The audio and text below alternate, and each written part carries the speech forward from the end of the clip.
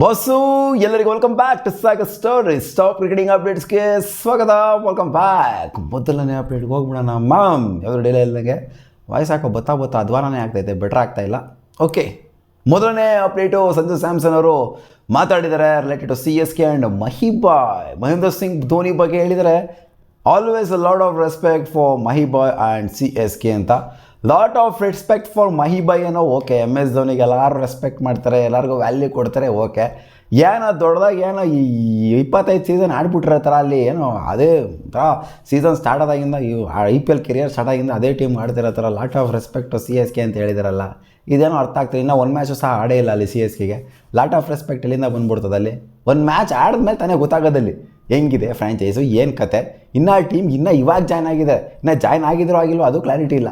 Lot of respect ಅಂತ ಹೇಳ್ಬಿಡ್ತು ಅಂತಂದರೆ in fact join ಆಗಿದ್ದಾರೆ ಇವಾಗ, ಗೊತ್ತಿಲ್ಲ, ನೋಡೋಣ. ಆ ರೆಸ್ಪೆಕ್ಟು ಎಷ್ಟು ದಿನ ಉಳಿಸ್ಕೊತಾರೆ CSK ಅಂತ, ಅಥವಾ ಇವರು ಎಷ್ಟು ದಿನ ಉಳಿಸ್ಕೊತಾರೆ ಆ ರೆಸ್ಪೆಕ್ಟ್ನ ಅಂತ. ಅಪ್ಡೇಟ್ ಅಂದ್ಬಿಟ್ಟು ಜಯಶ್ ಅವರು ಮಾತಾಡಿದ್ದಾರೆ. ವಾಯ್ಸ್ ನೋಡ್ಬಿಟ್ಟು ಯಾರು ಕಮೆಂಟ್ ಸೆಕ್ಷನ್ ಉಗಿಬೇಡಿ, ಅಡ್ಜಸ್ಟ್ ಮಾಡ್ಕೊಂಡು ವಿಡಿಯೋ ಮಾಡ್ತಿದ್ದೀನಿ, ನೀವು ಸ್ವಲ್ಪ ಅಡ್ಜಸ್ಟ್ ಮಾಡ್ಕೊಳ್ಳಿಸ್ತೀನಿ. ಜಯಶ್ ಅವರು ಮಾತಾಡಿದ್ದಾರೆ related to Australian cricket team. ಒಂದು ಜಮಾಂತಲ್ಲಿ ಆಸ್ಟ್ರೇಲಿಯನ್ ಟೀಮ್ ಹೆಂಗಿತ್ತು ಅಂತಂದರೆ, ವಿಕ್ಟ್ರಿ ಅಂತಂದರೆ ನಾವು ತಲೆ ಎತ್ತಿ ನೋಡ್ತಾ ಇದ್ದಿದ್ದು ಆಸ್ಟ್ರೇಲಿಯಾ ಕಡೆ. ಗೆಲ್ತಾರೆ ಗುರು, ಇವ್ರು ಗೆಲ್ಲಕ್ಕೋಸ್ಕರನೇ ಬರ್ತಾರೆ, ಇವ್ರು ಬಿಟ್ಕೊಂಡು ಕೊಡುವಂಥ ಸೀನೇ ಇಲ್ಲ ಅಂತ ಆಸ್ಟ್ರೇಲಿಯನ್ ಟೀಮು ರಿಪೀಟೆಡಾಗಿ ಪ್ರೂವ್ ಮಾಡ್ತಾಯಿದ್ರು. ಅರ್ಲಿ 20s ಅಂದರೆ 2000s ಪ್ರೂವ್ ಮಾಡ್ತಾಯಿದ್ರು, early 2000s and late 2000s prove ಮಾಡ್ತಾಯಿದ್ರು. ಸೊ ಕಂಟಿನ್ಯೂಸ್ ಆಗಿ ಎತ್ಕೊಂಬಂದ್ರು ಗುರು. ಅದೇ ಥರ ವರ್ಲ್ಡ್ ಕಪ್ಸ್ಗಳನ್ನ ಬಿಡಲೇ ಇಲ್ಲ, ಬಿಟ್ಕೊಂಡು ಕೊಡುವಂಥ ಸೀನೇ ಇಲ್ಲ. ಎಲ್ಲ ಮ್ಯಾಚ್ನ ಹೊಡೆದ್ಬಿಟ್ಟು ಬಂದಿರೋಂಥ ಟೀಮ್ಗೂ ಕೂಡ ಬಿಡಲಿಲ್ಲ ಫೈನಲಲ್ಲಿ, ಆ ಥರ ಹೊಡೆದೊಡೆದು ತೋರಿಸ್ಬಿಟ್ರು. ಸೊ ಇಂಡಿಯನ್ ಟೀಮನ್ನು ಕೂಡ ಅದೇ ಥರನೇ ಕಾಣಿಸ್ತಾ ಇದೆ ಇವಾಗ. 2023 ಆದ ನಂತರ ನಾವು ಕೂಡ ಎಲ್ಲೂ ಬಿಟ್ಕೊಂಡು ಕೊಟ್ಟಿಲ್ಲ. ವಿಕ್ಟ್ರಿ ಅಂತಂದರೆ ಇಂಡಿಯನ್ ಟೀಮ್ ಥರ ಕಾಣಿಸ್ತಾ ಇದೆ, ಅಂದರೆ ನಾವು ಅಂತ ಹೇಳಿಲ್ಲ, ಇಂಡಿಯನ್ ಟೀಮ್ ಅಂತ ಹೇಳಿದ್ದಾರೆ. ಅಪ್ಡೇಟ್ ನಂಬರ್ 3, ಫೈನಲ್ಸ್ ಇನ್ ಚಿನ್ನಸ್ವಾಮಿ ಸ್ಟೇಡಿಯಂ ಅಂತ ಅನೌನ್ಸ್ಮೆಂಟ್ ಏನು ಬಂದಿಲ್ಲ, ಅಫಿಷಿಯಲ್ ಅನೌನ್ಸ್ಮೆಂಟ್ ಏನು IPL ಕಡೆಯಿಂದ ಬಂದಿಲ್ಲ, ರಿಪೋರ್ಟ್ಸ್ಗಳು ಬಂದಿದೆ ಅಷ್ಟೇ. ಇನ್ಫ್ಯಾಕ್ಟ್ ಇನಾಗರಲ್ ಮ್ಯಾಚ್ ಚಿನ್ನಸ್ವಾಮಿಲಿ ಅಂತ ಇದು ಅಫಿಷಿಯಲ್ ಕನ್ಫರ್ಮೇಷನ್ ಬಂದಾಯಿತು. ಫೈನಲ್ಸು ಇರಬಹುದು ಅಂತ ಅಪ್ಡೇಟ್ ಅಂತೂ ಇದೆ, ಬಟ್ ಫೈನಲ್ಸ್ ಆಗುತ್ತೋ ಆಗಲ್ವೋ ಕ್ಲಾರಿಟಿ ಇಲ್ಲ. ಸೊ ಇವಾಗ ಬರ್ತಿರೋ ಅಪ್ಡೇಟ್ ಪ್ರಕಾರ ಚಿನ್ನಸ್ವಾಮಿ ಅಂತ ಏನು ರೂಮರ್ಸ್ಗಳು ರಿಪೋರ್ಟ್ಸ್ಗಳು ಎಲ್ಲ ಬಂದಿದ್ದೋ, ಸೊ ಆ ರಿಪೋರ್ಟ್ಸ್ಗಳು ಸುಳ್ಳಾಗುವಂಥ ಚಾನ್ಸ್ ಇದೆಯಂತೆ. ಮತ್ತು ಅಹಮದಾಬಾದಿಗೆ ಫೈನಲ್ಸ್ನ ಈ ಸೀಸನು IPL ಫೈನಲ್ಸ್ನ ತೊಗೊಂಡು ಹೋಗುವಂಥ ಚಾನ್ಸಸ್ ಇದೆ ಅಂತ ಅಪ್ಡೇಟು ಬರ್ತಾ ಇದೆ. ಇವಾಗ ಪಾರ್ಷಿಯಲ್ ಶೆಡ್ಯೂಲ್ ಈಚೆ ಕಡೆ ಬಂದಿದೆ, ಫುಲ್ ಫ್ಲೆಡ್ಜ್ ಶೆಡ್ಯೂಲರು ಈಚೆ ಕಡೆ ಬಂತು ಅಂತಂದರೆ ನಾವು ಕೂಡ ಕ್ಲಾರಿಟಿ ತೊಗೊಬೋದು. ಅಲ್ಲಿವರೆಗೂ ಕೂಡ ಏನೂ ಮಾತಾಡೋದಕ್ಕಾಗೋದಿಲ್ಲ ಫೈನಲ್ ಎಲ್ಲಾಗುತ್ತೆ ಅಂತ. ನಾರ್ಮ್ ಏನು ಅಂತಂದರೆ ಅಹಮದಾಬಾದ್ ತೊಗೊಂಡೋಗಿ ಇಡಬೇಕು, ಲಾರ್ಜೆಸ್ಟ್ ಸ್ಟೇಡಿಯಮ್ಮು, ಅದಕ್ಕೋಸ್ಕರ ಅಲ್ಲಿ ಇಡಬೇಕು ಅನ್ನೋದೇ ಒಂದು ನಾರ್ಮು. ನೋಡೋಣ ಎಲ್ಲ ಆಡಿಸ್ತಾರೆ ಅಂತ. ಅಪ್ಡೇಟ್ ನಂಬರ್ 4, ಸರ್ಫರಾಜ್ ಅಹಮದ್ ಪಾಕಿಸ್ತಾನದ ಕೋಚು. ಗುರು ಇವ್ರು ಏನು ರಿಟೈರ್ಮೆಂಟ್ನಾಗ ಕೊಡೋದು? ಹೌದು, ಇವಾಗ ರಿಟೈರ್ಮೆಂಟ್ನಾಗ ಕೊಟ್ಟಿದ್ದಾರೆ ಇಂಟರ್ನ್ಯಾಷನಲ್ ಕ್ರಿಕೆಟಿಗೆ. ಅಲ್ಲ, ಇವ್ರು ಕೋಚ್ ಆಗಿದ್ರು ಅಲ್ವಾ ಅವ್ರ ಟೀಮ್ಗೆ, ಇವಾಗೇನು ರಿಟೈರ್ಮೆಂಟ್ ಬದನೆಕಾಯಿ ಕೊಡ್ತಾಯಿದ್ರು, ಬೇಳೆಕಾಳು ಕೊಡ್ತಿದ್ದಾರೆ ಅಂತ ಕೇಳ್ತು ಅಂತಂದರೆ ಅವ್ರು ಇನ್ನೂ ಇಂಟರ್ನ್ಯಾಷನಲ್ ಕ್ರಿಕೆಟಿಗೆ ರಿಟೈರ್ಮೆಂಟ್ನಾಗ ಕೊಟ್ಟಿರಲಿಲ್ಲ ರಾಜ, ಇವಾಗ ಕೊಡ್ತಾಯಿದ್ದಾರೆ ನೋಡಿ. ಕೋಚ್ ಆದಮೇಲೆ ಇಂಟರ್ನ್ಯಾಷನಲ್ ಕ್ರಿಕೆಟಿಗೆ ರಿಟೈರ್ಮೆಂಟ್ ಕೊಟ್ಟಂಥ ಏಕೈಕ ಪ್ಲೇಯರ್ ಇವರೇ ಅಂತ ಕಾಣಿಸುತ್ತೆ. ನಾನು ಅಂದ್ಕೊಂಡಿದ್ದೆ ರಿಟೈರ್ಮೆಂಟ್ ಯಾವಾಗಲೂ ಕೊಟ್ಬಿಟ್ಟವ್ರೆ ಅಂತ, ಬಟ್ ಇನ್ನೂ ಅವ್ರು ರಿಟೈರ್ಮೆಂಟ್ನಾಗ ಕೊಟ್ಟಿರಲಿಲ್ಲ. 2017 ಚಾಂಪಿಯನ್ಸ್ ಟ್ರೋಫಿ ವಿನ್ನಿಂಗ್ ಕ್ಯಾಪ್ಟನು ನೋಡಿದ್ರ ಅಂತ ಅಂದ್ಕೊಂಡಿದ್ದೀನಿ. ಇವರು ಹಾವಳಿ ಅವಾಗ ವಿಪರೀತವಾಗಿತ್ತು, ಒಂಥರ ಅವ್ರ ಲೆವೆಲ್ಲೇ ಬೇರೆ, ಆ ಥರ ಆಗೋಗ್ಬಿಟ್ಟಿತ್ತು. ಅಪರೂಪಕ್ಕೆ ಇಂಡಿಯಾ ಮೇಲೆ ಗೆದ್ದಾದ ನಂತರ ಸರ್ಫರಾಜ್ ಅಹಮದ್ ಖಂಡಿತ ಮೆಮೊರೀಸ್ ಅಂತೂ ಇದೆ ನಮಗೆ. 2017 ಅದು ಇದೆಲ್ಲ ನೋಡ್ತು ಅಂತಂದಾಗ ವರ್ಸ್ಟ್ ಮೆಮೊರೀಸ್ ಇದ್ದಾವೆ, ಬೆಸ್ಟ್ ಮೆಮೊರೀಸ್ ಇದ್ದಾವೆ ಅವ್ರದ್ದು. ಸೊ ಪರವಾಗಿಲ್ಲ, ಏನಲ್ಲೇನು ರಿಟೈರ್ಮೆಂಟ್ ಏನು ಸ್ಪೆಷಲ್ ಏನು ಅನಿಸಿಲ್ಲ ನಮಗೆ. ಏನು ಆ್ಯಕ್ಟಿವ್ ಆಗಿ ಏನು ಆಡ್ತಾ ಇರಲಿಲ್ಲ ಅವರು. ಲಾಸ್ಟ್ ಆಡಿದವರು ಟೆಸ್ಟ್ ಕ್ರಿಕೆಟ್ನ, ODI ಕ್ರಿಕೆಟ್ ಆಡಿಲ್ಲ, T20 ಕ್ರಿಕೆಟ್ ಆಡಿಲ್ಲ.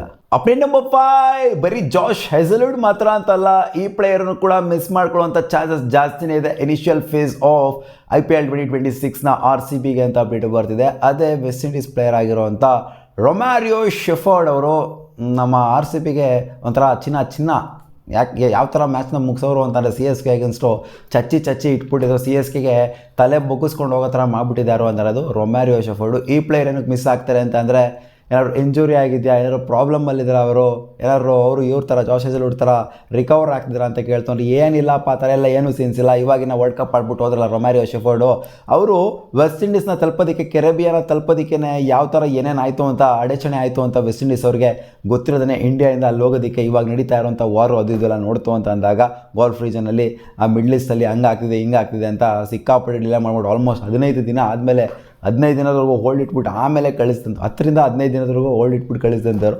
ಸೊ ಅಲ್ಲಿಂದ ಅವ್ರು ಬರಬೇಕು ಅಂತಂದರೆ ಮತ್ತೆ ಅವರು ಹೇಳ್ತಾರೆ, ಇಲ್ಲ ಗುರು ಇಲ್ಲಿ ಸ್ವಲ್ಪ ಪ್ರಾಬ್ಲಮ್ ಆಗ್ತಿದೆ, ನಮ್ಗೆ ಹಂಗೆ ಆಗ್ತಿದೆ ಹಿಂಗೆ ಆಗ್ತಿದೆ, ನಿಮಗೆ ಆಯಿತು ಅಂದರೆ ಕಳಿಸ್ಬೇಕಾದ್ರೆ ನಮಗೆ ಅಲ್ಲಿಂದ ಬರೋದಕ್ಕಾಗೋದಿಲ್ವಾ ಹಂಗೆ ಹಿಂಗೆ ಅಂತ ಲ್ಯಾಗ್ ಅಂತೂ ಖಂಡಿತ ಹೊಡಿತಾರೆ. ಎಲ್ಲ ವೆಸ್ಟ್ ಇಂಡೀಸ್ ಪ್ಲೇಯರ್ಸ್ಗಳನ್ನು ಕೂಡ ಒಂಥರ ಹೊಂದಿರುವಂಥ ಫ್ರಾಂಚೈಸಿಗಳೇನಿದ್ದಾರೆ ಅವರೆಲ್ಲ ತೆಟ್ಟಲ್ಲೇನಿದ್ದಾರೆ. ಜಾಸ್ತಿ ನಂಬರ್ ಆಫ್ ವೆಸ್ಟ್ ಇಂಡೀಸ್ ಪ್ಲೇಯರ್ನ ಹೊಂದಿರುವಂಥ ಫ್ರಾಂಚೈಸಿಗಳು ಖಂಡಿತ ಹೆವಿ ತೆಟ್ಟಲ್ ಅಂತೂ ಇದ್ದೇ ಇರ್ತಾರೆ. ಸೊ ಇವರು ಕೂಡ ಡಿಲೇ ಆಗೇ ಬರುವಂಥ ಚಾನ್ಸಸ್ ಜಾಸ್ತಿ ಇದೆ. ಬರದೇ ಇದ್ರು ಆಶ್ಚರ್ಯ ಪಡುವಂಥದ್ದೆಲ್ಲ ಏನೂ ಇಲ್ಲ, ನೋಡೋಣ ಏನೇನಾಗುತ್ತೆ ಅಂತ. ಇನ್ನು ಅಪ್ಡೇಟ್ ನಂಬರ್ 6, ಪಂಜಾಬ್ ಕಿಂಗ್ಸಿಗೆ ಮ್ಯಾನಿಫೆಸ್ಟ್ ಮಾಡ್ತಾ ಇದ್ದಾರೆ ಶ್ರೇಯಸ್ ಅಯ್ಯರ್ ಅವರು. IPL 2026ನ ನಮ್ದಾಗಿಸ್ಕೊತೀನಿ ಅಂತ ಅವ್ರು ಮ್ಯಾನಿಫೆಸ್ಟ್ ಮಾಡಿದ್ರು. ಯಾವ ವರ್ಷ ಮ್ಯಾನಿಫೆಸ್ಟ್ ಮಾಡೋದಿಲ್ಲ ಶ್ರೇಯಸ್ ಅಯ್ಯರ್ ಅಂತಂದರೆ ಟ್ರೋಫಿ ಅಂತಂದರೆ ಶ್ರೇಯಸ್ ಅಯ್ಯರು ಒಂಥರ ಅವ್ರ ಟ್ರೋಫಿಗಳ ಲಿಸ್ಟ್ ಅಂತ ಬಂದಾಗ, ಒಂಥರ ಫೈನಲ್ಸ್ ಲಿಸ್ಟ್ ಅಂತ ಬಂದಾಗ ಟಾಪಲ್ಲಿ ಇರ್ತಾರೆ ಅವರು. ಗೆಲ್ತಾರೋ ಬಿಡ್ತಾರೋ ಒಟ್ಟಲ್ಲಿ ಫೈನಲ್ಸ್ ಅಂತ ಬಂದಾಗ ಡೊಮೆಸ್ಟಿಕಲ್ಲೇ ಆಗಿರಲಿ, ಅದು ಇಂಟರ್ನ್ಯಾಷನಲ್ಸಲ್ಲೇ ಆಗಿರಲಿ, ಇಂಟರ್ನ್ಯಾಷನಲ್ ಜಾಸ್ತಿ ಆಯಿತು ಸ್ವಲ್ಪ, IPL ಆಗಿರಲಿ. ಸೊ ಒಂಥರ ಫೈನಲ್ಸ್ ಅಂತ ಅಂದಾಗ ಖಂಡಿತ ಅಲ್ಲಂತೂ ಇದ್ದೇ ಇರ್ತಾರೆ. ಯಾಕಂದರೆ ಲಾಸ್ಟ್ 2 ಸೈಕಲ್ ನೋಡಿದ್ದೀವಿ ನಾವು. 2024 ಟ್ರೋಫಿನ ಆಗಿದ್ರು, 2025 ಫೈನಲ್ಗೆ ಬಂದಿದ್ರು, ಟ್ರೋಫಿ ಎತ್ತಕ್ಕಾಗಲಿಲ್ಲ. 2026 ಅವ್ರು ಏಮ್ ಮಾಡ್ತೀನಿ ಅಂತಂದರೆ ಇಲ್ಲ ಆಗಿರೋ ಇವ್ರು ಡುಬಾಕ್ ಮಾಡ್ತಾವ್ರೆ, ಏನೋ ಕಿವಿಲಿ ಹೂವು ಇಡ್ತಾವ್ರೆ ಫ್ಯಾನ್ಸ್ಗಳಿಗೆ ಅಂತ ಹೇಳೋದಕ್ಕಾಗೋದಿಲ್ಲ. ಅವ್ರು ಮ್ಯಾನಿಫೆಸ್ಟ್ ಮಾಡ್ತಾವ್ರೆ ಅಂತಂದರೆ ಒಂದ್ರಲ್ಲಿ ಅರ್ಥ ಇರುತ್ತೆ. ಯಾಕಂದರೆ IPL ಅಷ್ಟು ನಂಬರ್ ಆಫ್ ಟೈಮ್ಸು ಫೈನಲ್ಸ್ಗೆ ಕರ್ಕೊಂಡ್ಬಂದಿದ್ರು ಅವರು. ಅಪ್ಡೇಟ್ ನಂಬರ್ 7, RCBದು ಅನ್ಬಾಕ್ಸ್ ಇವೆಂಟ್ ಆಯಿತು ಅಂತಂದರೆ CSKದು ರೋರ್ ಇವೆಂಟ್ ಅಂತಪ್ಪ. ರೋರ್ ಮಾಡ್ತಾರಂತೆ CSK ಅವರು. ಕಾಪಿ ಹೊಡೆದಿದ್ದಾರೆ ಅಂತ ನಾನು ತಮ್ಮನೇಲಿ ಆಗ್ತಾ ಇದ್ದಂಗೆ ನಮ್ಮದು ಇವೆಂಟ್ನ ಕಾಪಿ ಹೊಡೆದ್ಬಿಟ್ಟವ್ರೆ ಇವರು.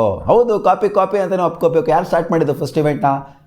ಟೂರ್ನಮೆಂಟ್ಗಿನ ಮುಂಚೆ ಇವೆಂಟ್ ಮಾಡೋದನ್ನ ಯಾರು ಸ್ಟಾರ್ಟ್ ಮಾಡಿದ್ದು? RCBನೇ ಸ್ಟಾರ್ಟ್ ಮಾಡಿದ್ದು. ಕಾಪಿ ಹೊಡೆದನ್ನ ಒಪ್ಕೊಳ್ಳೇಬೇಕು.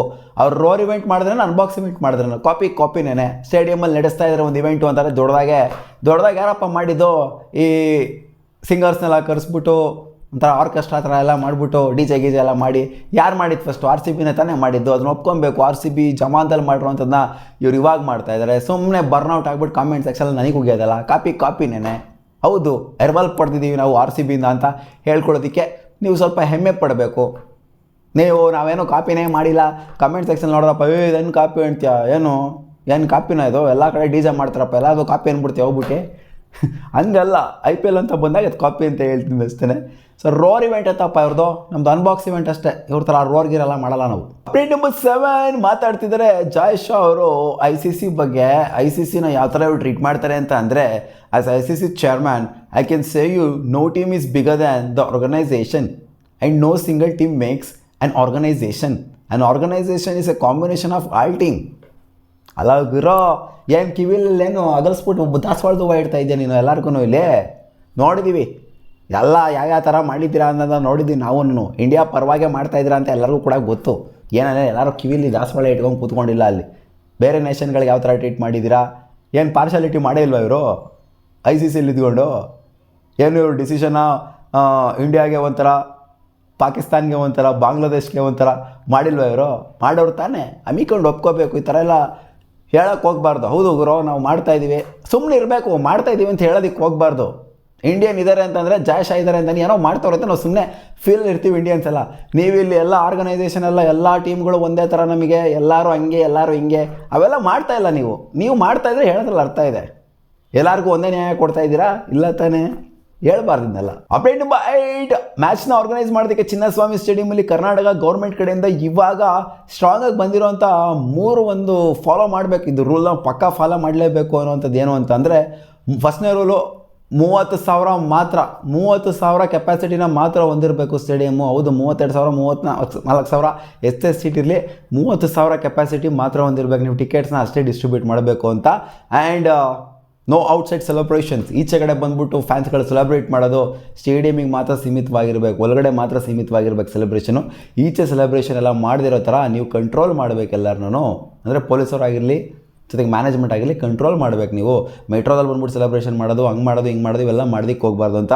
ಆ್ಯಂಡ್ ಮೂರನೇದೇನು ಅಂತಂದರೆ ಎಂಟ್ರಿ ಆ್ಯಂಡ್ ಎಕ್ಸಿಟ್ನ ಕಂಟ್ರೋಲ್ ಮಾಡಬೇಕು. ಇದು ಮೇಯ್ನು. ಯಾಕಂದರೆ ಫ್ಲೋ ಚೆನ್ನಾಗಿರಬೇಕು. ಯಾವುದೇ ರೀತಿಯ ಸ್ಟ್ಯಾಂಪೇಡ್ ಆಗಬಾರ್ದು ಅಂತಂದರೆ ಫ್ಲೋ ಚೆನ್ನಾಗಿರಬೇಕು. ಎಕ್ಸಿಟ್ ಆಗಿರಲಿ, ಎಂಟ್ರಿ ಆಗಲಿ, ಎರಡೂ ಕೂಡ ಚೆನ್ನಾಗಿರಬೇಕು. ಮೇಯ್ನಾಗಿ ಇದೇನೇ, ಇವೆರಡು ಏನಲ್ಲ, ಅಲ್ಲಿ 30,000 ಕೆಪಾಸಿಟಿನೂ ಅಲ್ಲ, ಈ ಕಡೆಯಿಂದ ಔಟ್ಸೈಡ್ ಸೆಲೆಬ್ರೇಷನೂ ಅಲ್ಲ. ಮೇಯ್ನಾಗಿ ಯಾವುದು ಅಂತಂದರೆ ಫ್ಲೋ ಚೆನ್ನಾಗಿರಬೇಕು. ಇನ್ಲೆಟು ಚೆನ್ನಾಗಿರ್ಬೇಕು, ಔಟ್ಲೆಟು ಚೆನ್ನಾಗಿರಬೇಕು. ಅಪ್ಡೇಟ್ ನಂಬರ್ 9 ಬರ್ತಾ ಇದೆ RCB ರಿಲೇಟೆಡ್. ಮತ್ತೊಂದು ಅಪ್ಡೇಟು RCB ಟಿಕೆಟ್ ಹೋಲ್ಡರ್ಸ್ಗಳಿಗೆ. ನೋಡಿ, ಟೀಮ್ಸ್ಗಳೆಲ್ಲ ಬಿಡ್ತಾ ಇದ್ದಾವೆ ಟಿಕೆಟ್ಸ್ಗಳನ್ನ, ಒಂದೊಂದು ಟೀಮ್ಗಳು ಟಿಕೆಟ್ಸ್ಗಳನ್ನ ಈಚೆ ಕಡೆ ಬಿಡ್ತಾ ಇದ್ದಾವೆ IPL ಸ್ಕೆಡ್ಯೂಲ್ಗಳನ್ನ ನೋಡಿಕೊಂಡು. ಬಟ್ ನಮ್ಮ RCB ಇನ್ನೂ ಸಹ ಅನೌನ್ಸ್ಮೆಂಟ್ನ ಮಾಡಿಲ್ಲ ಟಿಕೆಟ್ಸ್ ಈಚೆ ಕಡೆ ಬಂದಿದೆ ಅಂತ.